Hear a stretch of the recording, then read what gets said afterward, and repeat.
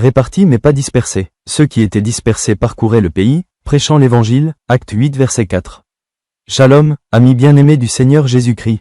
La première congrégation des disciples du Christ a été forcée de quitter Jérusalem à cause des persécutions.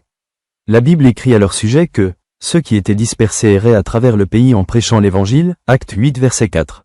Bien qu'aucun d'entre nous ne choisirait de subir des pertes financières et de vivre dans le chaos, pouvons-nous considérer cela comme une opportunité de le faire? Partager l'espérance que Jésus-Christ nous a donnée? Dans sa lettre, l'apôtre Pierre rappelle aux disciples du Christ répandus dans toutes les nations du monde que c'est la vie qui plaît à Dieu. J'invite Monsieur Christian Suarto d'Internet Solutions, un seul, à accompagner la belle famille de l'époque, Kessia, Batra Kassi pour transmettre les éloges suivants. Je vivrai selon ta volonté, Seigneur, je donnerai tout ce que je peux donner. Je veux juste l'aimer plus que tout.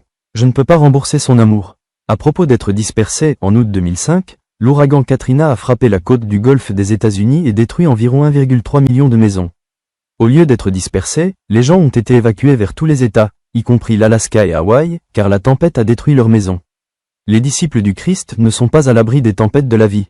Des milliers de personnes qui aiment Dieu sont également bloquées dans des endroits où elles n'auraient jamais pensé vivre.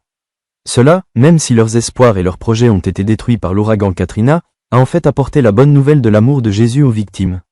Qu'apprenons-nous en tant que disciples du Christ? Qu'il y a de l'espoir, 1 Pierre 3 verset 15. Assurons-nous que cela soit le cas. Lorsque nos vies sont dispersées, que c'est une occasion spéciale de répandre les graines de l'évangile du Christ partout où nous allons. Amen. L'inspiration du jour, il n'y a pas de mauvais endroit pour partager l'évangile du Christ.